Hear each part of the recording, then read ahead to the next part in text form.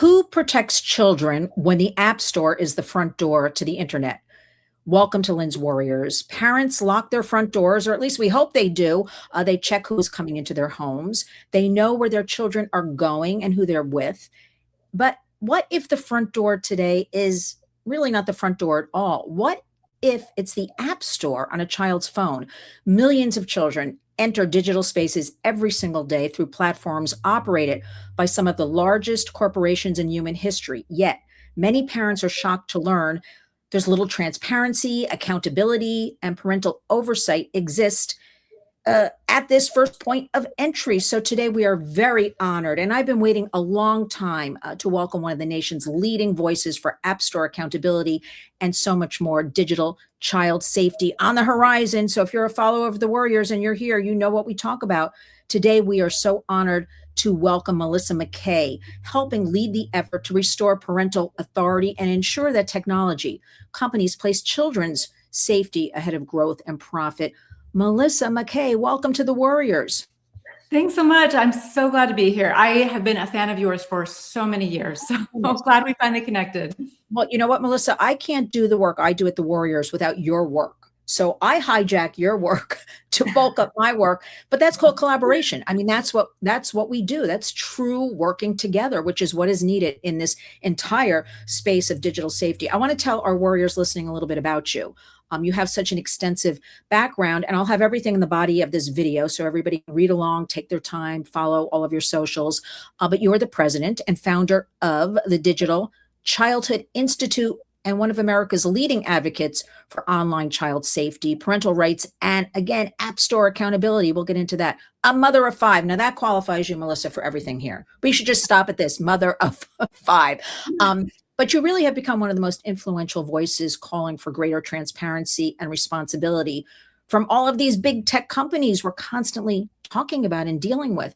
You have filed complaints with the FTC regarding child safety concerns involving specifically like Apple and Google, and you have helped lead this national effort. You've authored and contributed to multiple amicus briefs supporting App Store accountability legislation, including one alongside our great colleagues at the National Center on Sexual Exploitation, and supporting Texas, the state of Texas, App Store accountability law.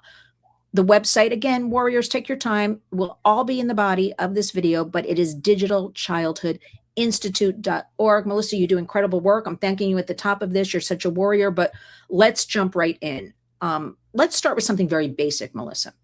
Many parents think social media companies are at the front line of this battle because I talk to parents every day and they think, okay, if the companies are there, they're kind of safe. They're not really delving into anything, but you really are this gatekeeper. You argue that app stores themselves, they're creating a lot of chaos. So just jump off. It's kind of a loaded question, but just jump off and give us a little background. What the heck is going on? Yeah, I mean, it's such an interesting question. I think that a lot of parents do view social media platforms as the big bad guys. And like, that's kind of where I started. When I started doing this back in 2017, 2018, the first thing I did was attack Instagram. I spent several years actually posing as a child on Instagram and helped write congressional testimony for the 2019, the very first congressional hearing on social media. I did it with Chris McKenna from Protect Young Eyes. But very quickly, I realized that all of the apps in the app stores are going to do whatever they can get away with, right? And, I think it was the first year I'd started in 2018, Apple pulled Tumblr out of the app store for being overrun with CSAM.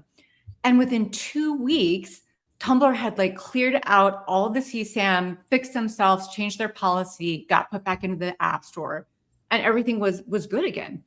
So as I spent a couple years trying to hold social media companies accountable, which I was specifically focused on Instagram, Snapchat, and TikTok, like most advocates, it has always been in the back of my mind, Apple rates these apps as safe for 12-year-olds at the time. Apple, the way that the app stores were rated was 12-year-olds. All the parental controls hinge on accurate app age ratings. We all know that children are being sextorted and exploited and exposed to pornography in these apps, but they're rated for 12-year-olds, safe for 12-year-olds. Parents don't understand how bad they are. Apple and Google know how bad they are. I mean, Apple's executive's own daughter was sextorted on Instagram as a 12-year-old, and Apple did nothing.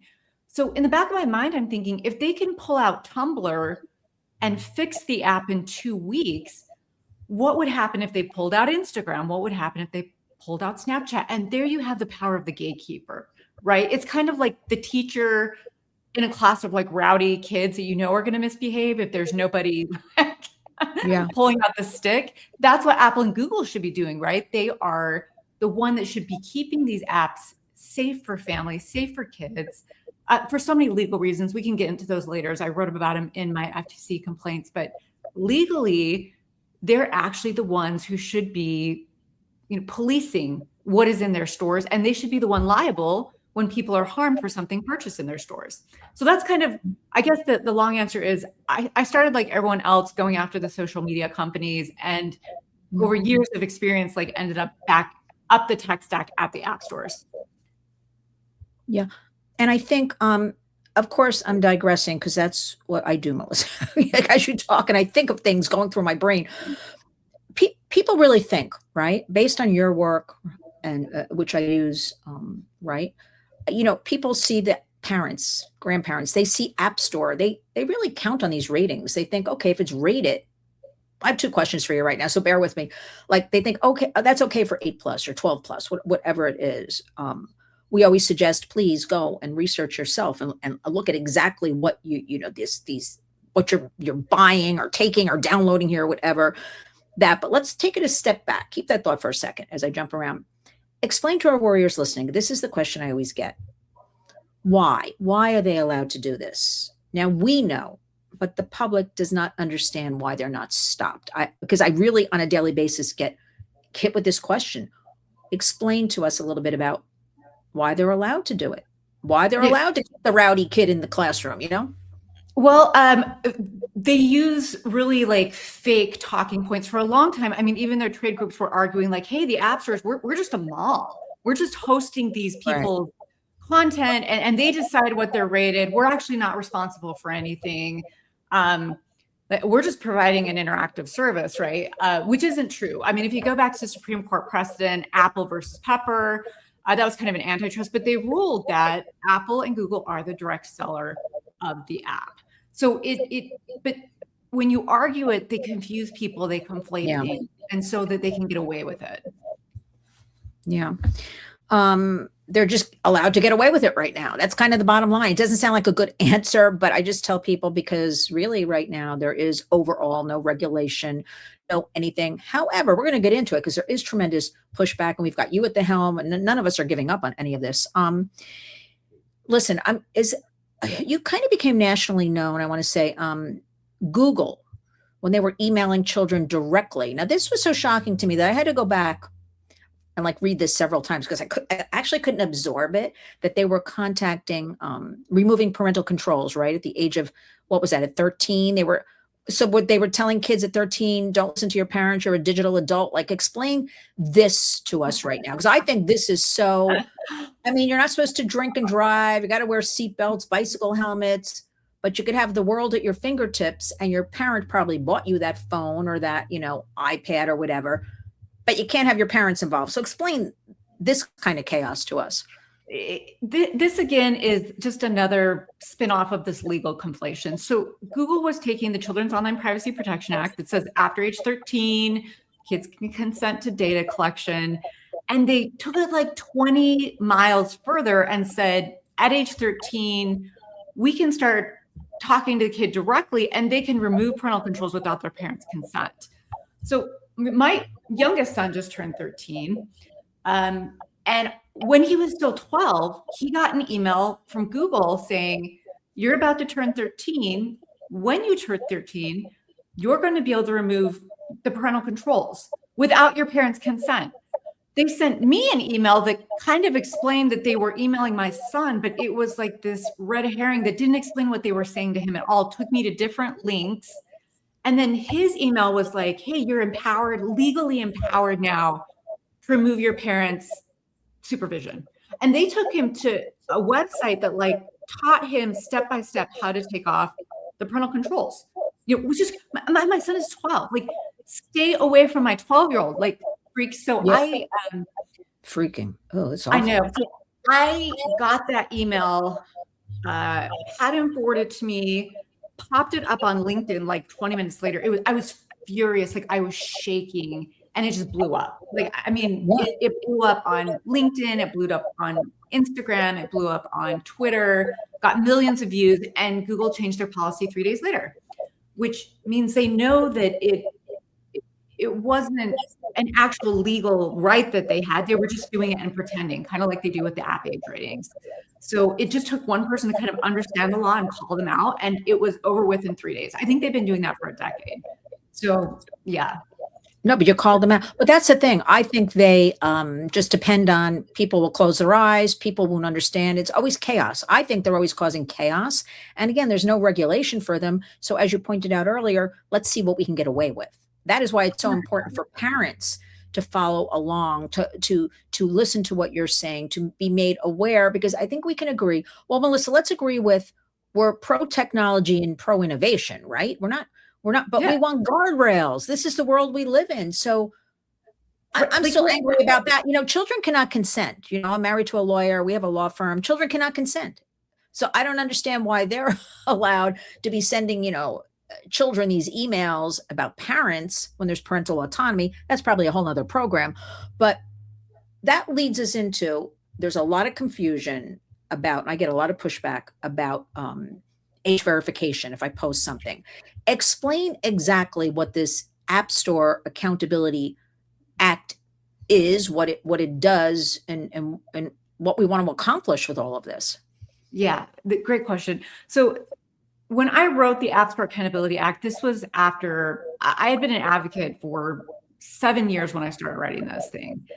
And I had passed, I don't know, 6 or 7 pieces of legislation. And I was like, I know how hard these tech companies fight. I'm going to dumb this law down to like the bare minimum. Like, what should they have been doing anyway? That they're going to look stupid if they argue against it. So I came up with 3 pieces. Age verification when you start an account, because they already have the data. For all adults, they're getting your credit card. For all of the kids, under 13, they're linked to a parent account and the parents attesting to their ages. They collect so much biometric data and usage data. So they not only know who you are, they know like what time you get up in the middle of the night to go to the bathroom, right? So the idea that age verification is a government ID or a digital ID or a data repository is ridiculous because they already have the data. Mm-hmm. So the whole premise of this law was you have the data, let's use it to protect kids, right? So first part is age verification. Second part is parental consent. Every time a kid downloads an app, you sign a 50-page contract, which Harvard just did a study and they found that 80% or 85% of those contracts would require a college age degree just to understand them. They indemnify the company, cap damages, give like incredible access to the most private parts of your life. And this is where app stores are different than even the open web. Because when you download an app, if it's from 2 guys who live in Afghanistan in a tent, they still have the option to get access to the most intimate details on your device, your photos, your microphone, your browsing history, what you've looked at. And I mean, even your health data, your heart rate, track you around wherever you go. So Apple and Google are like, we think it's fine if 8-year-old kids agree to these 80-page, 50-page contracts without a parent. We think that's fine. And there's kind of a second piece to this that in 2014, the FTC created consent decrees with Apple and Google about how they were exploiting in-app purchases because kids were, purchasing thousands of dollars in Smurf berries without their parents' consent because the parent would put the card in. And the FTC back in, 10 years ago was like, we're not doing this anymore. You need informed parental consent for every in-app purchase. So to get around that, Apple and Google are like, well, we're going to pretend that kids are only under age 13. We're going to force under 13 to be linked to a parent account, but then we're going to allow them to turn that feature off, even prompt them to turn off the consent feature. If you're on an Android device, every time you download something, it's going to give you the prompt to give you like blanket consent, right? So that the kid can have automatic access to everything. And we saw this with Roblox before the lawsuits, where on the kid's 13th birthday, they automatically stopped notifying parents about in-app purchases or purchases, right? So these are all ways that these tech companies reduce friction, increase profit, and it's all through this like deception and really taking advantage of these little kids that have underdeveloped brains, and they're removing parents from the equation. So first part of the bill, age verification. Second part of the bill, consent for app downloads and in-app purchases. And third part of the bill, accurate app age ratings. And when I wrote the bill, I was like, nobody is going to argue against me. Anybody who argues against these three things in court is going to look completely ridiculous. But as we saw, they took it to the Supreme Court and lost. But that's the whole bill. And it's the whole idea that this is going to create a digital ID, or, that the government just wants more data on you, is ridiculous. These are private companies that already have this data. We're just asking them to use it appropriately. I'm glad you're saying that, Melissa, because every day I get these bots. I like to call them bots, actually. I think some of them are bots that push back and say, oh, more government interference, stealing our information. And what are you talking about, crazy woman, and all that? They already have all our information. I'm not proud saying that, but it's like, it started years ago. I don't mean to sound funny. When they said like TV sets, do you remember that? Like the TV sets were stealing information or marketing, the microwaves, which people thought was completely crazy. Fast forward now, like 15 years, I think it's all true that all of these devices, we're seeing how things have played out, especially in the last 5 years. I would say things have been speeding up. We've learned so much more. What do you say about those? And I want to stress this because this is something else that is totally inappropriate. We know it's big tech playbook. It's parents. This is where bots come in, because I know when I get 200 of the same cartoon character thumbnails, right, that say the same thing, that they're bots. It's the parents' fault. The parents aren't doing their job. The parents aren't this. The parents aren't that. What is your argument to that? Because I've had people say, or bots, you're causing our innovation, our big tech, we have to be this global leader, and you're causing friction. And how do you answer that argument? Yeah, I mean, just to give you a little context, when I did the first congressional hearing back in 2019, the tech trade group that was allowed to testify on that, they used the same talking points. Like, these are tech talking points to get them out of being responsible. You blame somebody else. And the thing is, it doesn't translate to anything else in the existing world. Like, could you imagine if they gave you a defective car seat and then your baby died and they blamed it on you? They said, oh, geez, this is your fault as the parent. You killed your baby because the strap came off the second there was a little friction. And I did extensive research on this for my FTC complaint and the 3 amicus briefs that I wrote, how much the companies themselves undermine their own parental controls so they don't work, because it is a vertical incentive system. So if TikTok makes money, Apple makes money, everybody makes money, the advertisers make money. So any parental control system that actually worked would undermine the very business model that they have.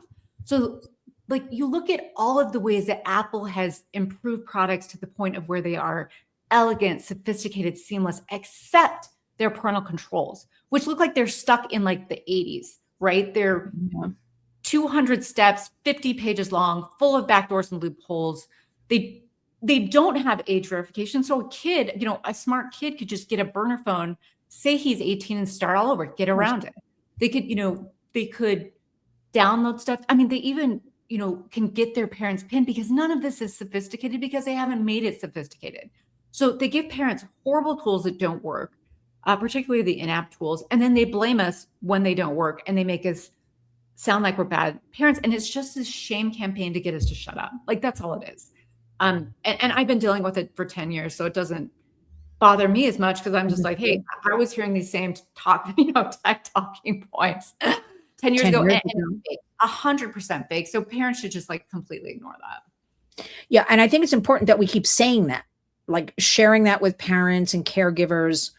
I'm in New York City, but our New York area, we actually have the family unit now. I deal with a lot of grandmas, like raising kids.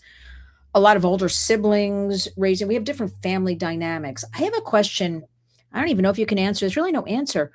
We always talk about parents, right?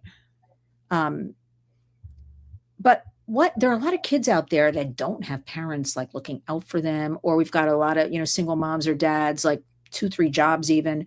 They don't have time for any of this. Like, I'm always worried about those kids. Like, who's I don't even know if this is a question for you, Melissa. As I throw this at you, anything about any of that, because I'm always worried about that group of kids. Like, who's looking out for them? We kind of have to be as a community, whether it's in the schools, right? We have a lot of problems there, but look out for kids or after school programs. Or do you have any thoughts on any of this? Because I do deal with a lot of kids here who don't have parents looking. This is the last thing that's on their list. Do you have anything to say about Yeah. that? Oh, I mean, I have so much to say about that. I mean, my heart is so drawn out to vulnerable kids. I have Yeah. a son who's on the autism spectrum, just, very mildly, but it and I understand what it's like to be a busy parent, to have a successful spouse. So this whole idea that parents are going to quit their jobs and follow their kids around, even good parents, much less parents that, English is a second language, or they have never had technology in their life. Um, so what should happen, and I testified this about this last time I was in a state level setting, but parental controls instructions should fit on a postcard. Like it should be like one of those things you get when you buy a humidifier and it's like half pictures and like it's in 3 different languages, Yes. a little Yeah. pamphlet. Because if the device knows the kid's age, which everybody has to put in their age, everything should default to safe. Like the default, the defensive posture should be that when a kid is handed a phone and the age is input, that the onus should be on the parents to go screw that up, right? Like if they want to go open up a bunch of like more dangerous situations, more dangerous apps, full web access, then that would be on them. But the device for anybody under age 18 should be safe. Then it would protect the parents who are all over this and understand it, like Chris McKenna, and the, immigrant who doesn't speak English, who still has to protect their kid, who their kid is just as valuable and just as worthy of protection. So that's my take on that. Yeah. And you know what, Melissa, I used to say like, oh, vulnerable kids, from different families or environments. But you know what, Melissa, every kid is vulnerable because Yeah. we also deal with, I'll coin them like great parents. They did talk to their kids about safety, this, that, and the other thing, and they still had harms caused to them. So now I've changed my whole outlook in the last year. It's like every child, every family is vulnerable here to big tech. Everybody. So you know what I want to go back on a little bit? How does this mom of 5, very impressive. How do you go straight to the Supreme Court? I mean, it's the no, but it's the but also like that's the importance of legislation. Like nothing, these big tech companies, no regulation, no anything. You pointed out, car seats, right? Look, if you eat bad lettuce in New York, they recall the lettuce and shut down supermarkets. Seriously. So like, but we're allowing everybody in the world to enter our child's lives. So I'm very serious. Like, how do you go to the Supreme Court? A mom, like you're a true warrior. Yeah. How do you do all this? Because it also, I'm throwing another question at you. Just answer as you see fit. Like, and how do you take care of yourself? This is a lot, Melissa, to do. It's a lot. Oh my gosh, Lynn, you're like hitting right on the hard questions right now. As far as how do you get to the Supreme Court, writing a piece of legislation, a piece of constitutional legislation that is technically feasible, that is actually going to fix what you want to fix, is one of the hardest things in the world. So I spent 6 years in the trenches learning how to write legislation, being a part of that whole situation, which my background is in nursing. Like I don't have a legal background or a political background. So I just like threw myself. That's why, Melissa, you're so good at it. I just sorry, I had to throw that in while I thought of it. Yeah. When I wrote the App Store Accountability Act, it started out as a PowerPoint. I took 3 months to write a PowerPoint of everything I was trying to fix. Then I took it to people who were in the space, Michael Toscano and Claire Morrell. And I said, could you turn my PowerPoint into a policy paper? Let's get it one step further. And then I took it to a lawyer, paid him a couple $1,000s. And I said, give me the first draft of this legislation. I want your take on it. Then I went to the state of Utah and we gave them 8 months to clean it. And everybody gave input. Their lawyers, the State Department, the privacy offices. So by the time this bill hit prime time, there were like 50 people, 50 of the most experienced people in the United States who had their fingerprints on it. And we had worked out the quirks and fixed stuff. And I was an expert. I was an expert on the tech and the research because I got thrown into the legislative session and I got attacked. I mean, it wasn't just Apple and Google. It was AT&T and Comcast, people who were used to not being regulated and telling people what to do and getting their way, quite frankly. So I was getting these calls from my sponsor twice a week. He'd be like, hey, you're on speakerphone with the head of the ESA. She thinks this is unconstitutional. You're in a room full of like law students, go. And it was like this like gladiator arena where I would defend the law based on the fact that I had spent 2 years writing it and vetting it and cleaning it. So I knew everything about this law. So I think the question is that the good law, you get a good law is the product of a tremendous amount of preparation and getting the right people on the boat. You can't just do that if, you haven't put 6 or 8 years into understanding what actually makes a good law. Second, how do you take care of yourself? The last 2 years have been like the hardest. Yeah. I mean, I've been through a lot of hard things in my life, but like to get attacked when you are taking on Apple and Google, like I remember people telling me that these trillion-dollar companies were doing Oppo research on me. like, I mean, can you imagine whole Oppo teams? Like I've had my mail stolen. I've had my credit card hacked twice in the last year. I'm always getting like password reset notifications. Like when you go against these companies, like expect to be an actual target because you are a target. If they cannot discredit your bill, they're going to try to discredit you. And then they're going to try to scare you. Like they're not just like, oh, someone's coming after us, we're just going to let them. Oh, it's a stay-at-home mom with 5 kids, better not go after her. Like, no, anyone who goes after them is going to become a target. And I think that I'm a faithful person. I believe in God. And I feel like that there was a tremendous amount of luck and even intervention along the last 2 years, because there were probably 15 different points in time where this bill could have died or should have died.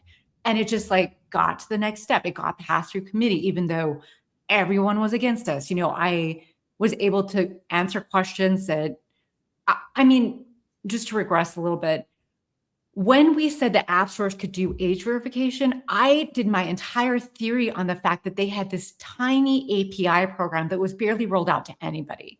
But I knew the technology was there. I had researched it extensively. Yeah. But I probably had, 50 people tell me it was not technically feasible, that Apple would not even be capable of doing something like this. So we got through the first committee and voila, within, I think it was like a week, they had announced that they were rolling out these API tools. So it was, like I said, combination of skill, luck, inspiration, and a little bit of divine intervention is what kept this bill alive for as long as it has been alive. No, Melissa, it's called You Are a Warrior. I'm very serious about that. It is a spirit and a passion that I think few people really possess to keep going when it's fighting a mountain kind of thing. But it's work, obviously, you have to do, you are doing. And I think when all settles down, Melissa, you should go to law school, and we could, because you probably know more than lawyers about all of this stuff, and then we could use you in the movement type of thing. That's just my 2 cents. Where is the bill right now? Where is the App Store? What's happening with it with the different states? Yeah. So we passed it in 4 states: Utah, Texas, Alabama, and Louisiana. It's been introduced federally. We introduced it in like 20 states last year, but I mean, this is where I'm talking about the opposition. Apple and Google will come in with millions of dollars, millions of Oppo ads. We had a senator in Idaho emailing every single person in every state that we were introducing this in, telling them that Pornhub and Grindr were behind the bill and that it was like a data collection nightmare. I mean, it's just, you're trying to play whack-a-mole with people who are not on it, right? And then we had the same collection of people that come and testify against how it's a digital ID. And I mean, one of the states we lost, and we literally lost because one of the older representatives got convinced that if he passed the bill, all of his personal data would be sent to Grindr. Like, this is the kind of stuff we're up It's probably already at Grinders. So my point is that I think next year, now that we have a Supreme Court ruling, I think it's going to blow up. I think that we'll pass in at least 10 more states. I hope the federal government does the right thing. We have a lot of knockoff bills that are terrible versions of this bill. Parents Over Platforms Act and Parents Decide are both horrible, like watered down, hardly do anything knockoff versions of this bill. Written by big tech, probably. Probably. I mean, I almost wish that instead of doing a 10-year moratorium on AI, they would do a 10-year moratorium on Congress passing any child safety legislation. Because they're just like there's so much tech influence in Congress that makes it hard for them to pass anything that actually protect kids. You're like so kind. Yeah. Everybody's taking money from big tech these days. That's really, as I shout over you, that's really the truth of what's happening. I'll say it. I mean, there is such influence that those lobbyists, we hear it's 1 in 6. I heard, Melissa, it's 1 in 4 lobbyists, big tech, for every member of Congress. Who knows? It could be 1 in 2. They're in their ears constantly with all their big bucks, right? It's always money and power. It's not a good answer, everybody, but like that's what it is. And then we've got families and moms, and we're going and we're talking. I just want to share with you, recently, I was in with all of this AI and the frameworks going on. I saw you recently in Washington, which I was happy to see you, but Melissa, we should never be meeting on something called Social Media Victims Remembrance Day on Capitol Hill. It's gratifying to see everybody come together and the movement grows, but at the same time, it's so sad that we have to even do this in front of, Congress. They work for us, basically, right? But I just want to share with you, I was in the office, no names, somebody very big with all this going on recently. And he actually said to me, Lynn, now I'm going to say to you again, somebody very big, very influential with all the work we do. He said, I just don't even know what preemption means. And Melissa, I thought to myself, is he stupid to admit it? If he doesn't understand, could he research it or find out? Why would you say this out loud? How can you pretend to work on all this child safety, everything, when that key word of like preemption, I'm sorry, you don't know what it means? That just tells me, that being said, we have a lot of people not educated about these issues, right? They're tough. But then we have a lot of good people that are trying to help us, are working on things. Speak to us about the importance of coalition, of people coming together. You did point out a little bit, like you couldn't have probably done all this without bringing in those other perhaps 50 people that helped you along the way. But the importance of, we really have to talk. We do talk about it, but I'm here to say, Melissa, I don't see a lot in this movement. If there's any kind of movement, I'll call it a movement. I don't know what else to call this. Whether you're left, you're right, you're up, you're down, whatever you are, like we need coalition. We need everybody involved. Everybody can agree on child safety. So speak a little bit about coalition. Yeah. I mean, this is one of the most important things, that there are no lone wolves in child advocacy, right? You do not survive as a lone wolf child advocate at all. And you need everybody's opinion. Like you need people who are right leaning, you need people who are left leaning, you need people who are Christian, you need people who are atheists. Like if people do not come together and agree on something, nothing can pass a legislature, right? Because they are created of the same kind of demographic that the general population is, in a legislature. So I think that reaching out to other people who have, and you do so well at this. I mean, I do not know how you have as much energy as you do for this like relentless coalition building. And really for you, your children, the parents out there. No, I feel very honored. I had a calling like a nun. I'm not kidding. Like, I have to help people, I have to help relentless though in bringing people together, right? Trying. Thank you, but I'm trying. People. And that is what makes all of this work. Because you can bring people like me who have the ideas. You can bring in lawyers who know how to like tune up the ideas, but then to get it spread across the whole United States, like this has taken hundreds and hundreds of people, little pods in every single state, who are willing to take this up and bring it to their own legislators, their own sponsors, and say, please run this bill. So I would say the coalition piece is a piece that is overlooked a lot in advocacy. And I think there's very few people are actually good at that coalition building. But you are definitely one of them. So You are too kind, Melissa McKay. But no, but I truly believe, I feel very blessed, right?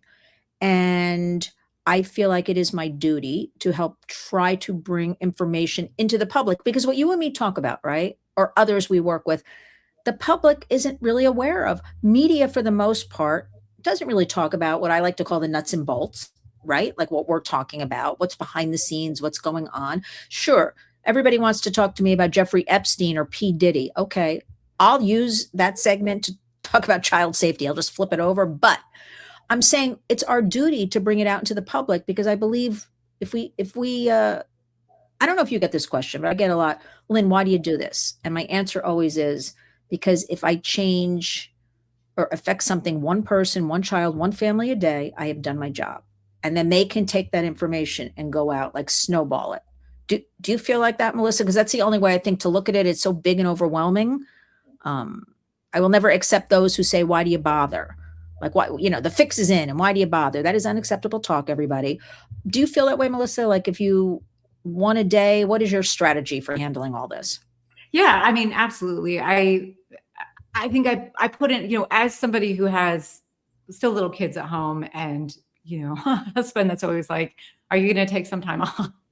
I think you have to do as much as You have to, Melissa. It's always going to be here, the work. I'm not right, kidding. right. You give as much as you can, right? And you hope that it's enough. Like, I feel like that if people like you and me give up and feel like, hey, we're not making a big enough dent, or we're incapable, or we're not smart enough. And I mean, I've had people even attack me online to say, well, you're primarily a stay-at-home mom. You're not smart enough to write something like this, right? And I just, like, you have to ignore all of the static and the trolls, and you just like put in your best and hope that at the end of the day you make a difference. And like I said, when I started this bill as a PowerPoint, I had no idea it was going to be in the Supreme Court. Like, no idea. Like, and I think that you just, I think, like you said, it feels like a calling to you, right? And I feel like those people who feel called to this, we just band together and amazing things happen with very little money, with like very little, like even like expertise or even time. Sometimes you get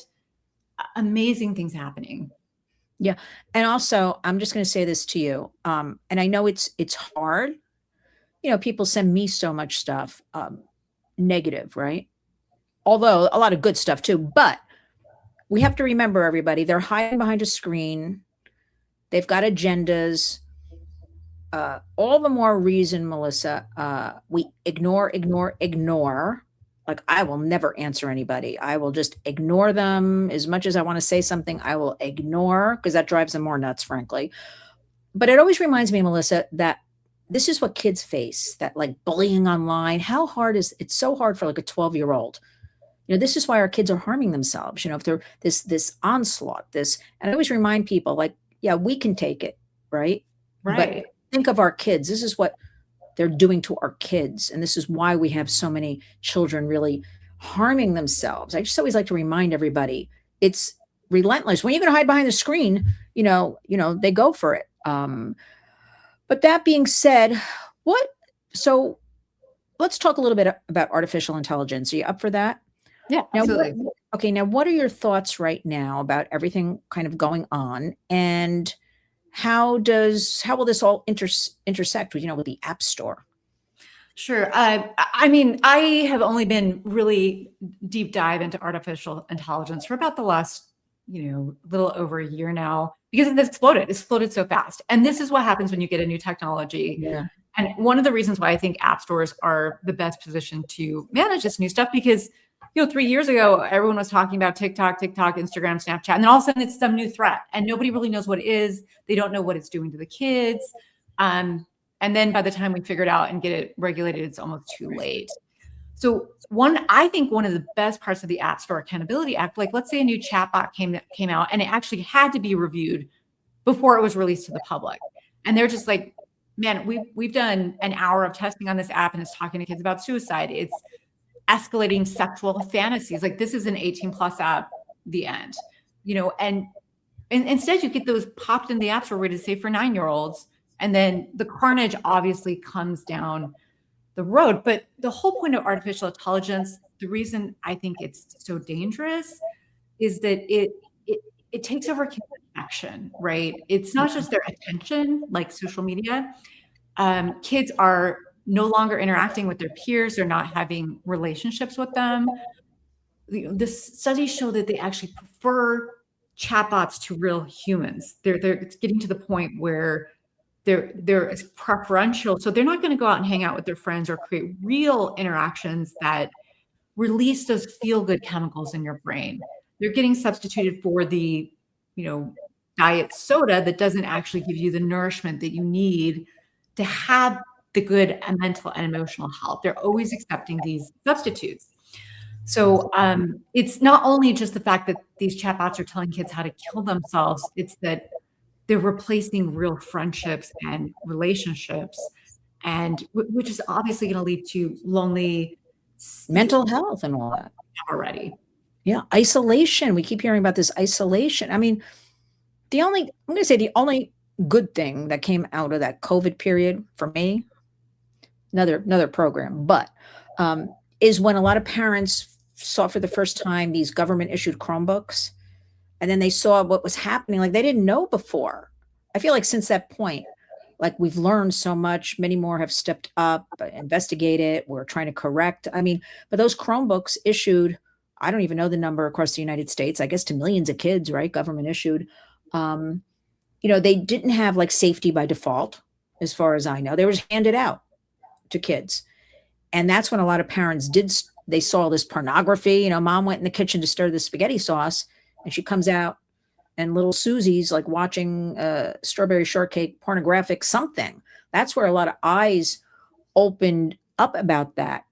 Okay, now what we're talking about I always say to everybody, this is overwhelming. It's a lot to take in, but that's okay. We break it all down for you. You take your time, you'll go to the website, you'll read. Parents watching and grandparents. We have a lot of grandparents that watch us. What do you want to say as a mom working on all of this? Because I know what they're saying. Oh, this mom went to the Supreme Court. Like, I could never do this kind of thing.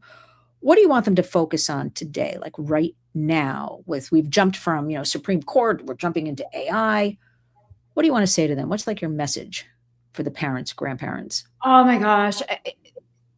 I feel so called to send a message of empowerment to all of these people who feel like they cannot.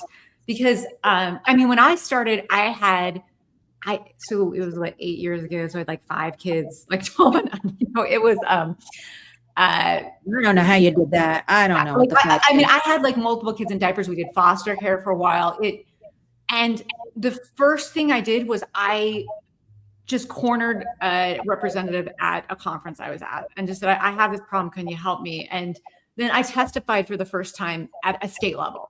And I was so scared. Like I watched the video of myself later and I'm like, I did horribly because I was so scared because it was so new. And, 8 years later here, my bill is in the Supreme Court and it's going to probably change the way Apple works across the entire world. Yes. So to these parents, I would say, go online, figure out who your representative is and email them, call them, educate yourself about the issues, follow Lynn on social media for heaven's sakes. She will keep you updated. Oh, Melissa. Well, I'm not much. I'm a little bit on LinkedIn, but I haven't cracked the social media code, but there are a lot of people who have, and just follow the issues. You have no idea. The most powerful people in the world right now are the parents. Yes. Because nobody believes the lobbyists. Nobody believes lobbyists anymore. They're there to try to mess things up, but they're not a credible voice. But the parents come in, they have no dog in the game rather than the fact that they're just trying to fix stuff. And so representatives find that refreshing and they will listen to you more so than they will listen to other people. You're the voting base, right? So I would just say whatever small piece you can do, whether it's posting something on social media, letting people know, following along these accounts that track this stuff, or just understanding who your representative is. You have no idea what kind of impact you can have in 3, 5, 8 years from now. So, yeah, I always say everybody can and must do something in 2026. If it's sharing our discussion on their social media platforms, if it's just in your own home, talking to your child, being aware of what they're doing to the best of your ability online, going to house.gov, senate.gov, writing to your representative. I mean, they give you an email, they give you a phone number. If you're brave, you can leave a message. All of that counts. Those are all warriors moves that help escalate. So there's something for everybody. You don't have to be like you, Melissa, and go to the Supreme Court. You can. No, I mean, that's a pretty good one under your belt, going to the Supreme Court. It really is. With that, everybody should also follow digitalchildhoodinstitute.org. But I want to ask you, what right now, I actually have a lot of hope. What gives you hope right now? I mean, such a good question. The court rulings, like we have had incredible court rulings in the Fifth Circuit, the Sixth Circuit. There's, I mean, some good things about even the Nebraska where they enjoin the law, but they had some good pieces in there. And the Supreme Court, like for the first time, the law is actually catching up to what parents want to do to protect. Yes. For the longest time, they were just like, oh, injunction, First Amendment, speech issue. Like we couldn't get anything passed. But in the last year, I mean, most of these incredible court rulings happened in the last 40 days. Yeah. So it's in 5 years, and this is what I tell people, online right now is the Wild West. It's a dumpster fire. Smartphones are a dumpster fire. But in 5 years, I don't believe it's actually going to be this way because the courts are actually backing us up now. So even if you're new to advocacy, great time to jump in, right? Because you are going to win. You are going to see win after win after win. I mean, I'm already on to 2 other next projects that I'm working on. I mean, I'm going to keep on the App Store Accountability Act, but little teaser, taxes for smartphones sold to kids under 13. There should be taxes in education because the preponderance of evidence right now is that kids who get smartphones before age 13 are harmed, significantly harmed. And when you find a product that is harmful, you regulate it. And then chatbot regulation, specifically what they can talk about, what they can't talk about, what parental controls need to be on by default, and misrepresenting the safety of their chatbot. Mm. So I think over the next 5 years, we are going to see an explosion of incredible child safety legislation. And I know we're out of time, but I want to end with this. There's so much good legislation out right now, but to counterbalance that, I have never seen such a slew of fake child safety legislation with lovely names, Parents Over Platforms or Stop Exploitation Act. And it was written by a tech company. 100% everywhere I go in a state that I have a good piece of legislation, there is the counterbalancing of the tech fake child safety legislation. So have hope that we will get good legislation, but train yourself on how to understand when it is a wolf in sheep's clothing, because I have never seen so many bills that fall into that category as I have this year. Yeah, I'm glad. First of all, I'm never out of time for you. That's number one. I control everything. Second of all, yeah, you're right. These things sound so nice. These different bills, the names and things like that, but they are just pieces of, I'm saying this, not you, pieces of toilet paper, in my opinion, to be flushed away. They mean nothing. They're not protecting kids. I think there are, again, I'll have everything in the body of this video, so many great, free resources, studies to read. You mentioned Chris McKenna. We love him. protectyoungeyes.com. Incredible work. Always helping people. I mean, Melissa, I send people to him. He emails them back. They don't know how to do the steps on an iPhone. He takes the time to actually email them back and help them. And that's part of coalition. That's what we're doing. I think you're so correct in saying we are seeing a lot happening right now, and many more people are awake. We are working hard with our Congress. We are educating more. And I just know with you there, with your boxing gloves, we're going to wear them down. One thing I just thought of, you can answer or not answer. What do your kids think of all this, if you want to share? Or do they remove themselves? Or they say, there goes mom again, marching up the steps to the Supreme Court? Or what do they say? Anything you want to share? Yeah. I mean, it's a mixed bag. I mean, especially for someone who has primarily been a stay-at-home mom, they get used to constantly having one. Hold your thought. Stay-at-home mom is the hardest job in the world. I just want to share that with everybody. Hardest job in the world. Right. But I think that your kids get accustomed to the fact that they get a hangnail and you are there to fix it within 30 seconds. So part of them, I think, is misses when I was always around 24 hours, 7 days a week, which I try to be as much as possible. Part of them, they just think I'm such a badass. They're just like, they're just like, I mean, even when I get like the bad stuff, when I get stuck into some viral conspiracy theory or whatever, like they're just like, my mom did that. Like, and Yeah. I think that, the other moms, they're primarily moms, like I think it actually helps your kids when you are spending time doing things that Yes. help the world where you're not always there. I think that you end up raising better kids because they think bigger. They understand that they're better, that they too can change the world if they want to, put the time and Yeah. the effort into it. So, like I said, mixed bag, but I would say mostly good.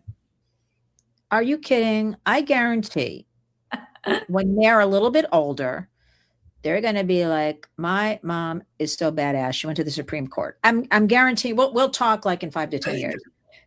It is something we actually have to mentor our kids and like show them we can do. Like this is about our, future American adults, right? And leaders, our children, and we have to show them the path. And you've certainly your leadership, Melissa, I mean this from the bottom of my heart, your persistence, willingness to challenge these big companies is really unbelievable on behalf of other parents and children, because we believe at the Warriors children deserve safety and a childhood, right? Online and offline, and technology needs to support families. We don't work for technology. And so again, everybody, the website is digitalchildhoodinstitute.org. You know what, Melissa McKay? The big tech people didn't know what they were dealing with when you came along. So promise me we'll talk again soon, because these issues, a lot's unraveling right now. And like you said before, it's a good opportunity for people to get involved, to support what you do. How can the public help you right now? Is there anything in particular? Can they donate to you or donate services? Like what do you need from the public? I mean, I think a couple of different tiers. I think depending on who they are.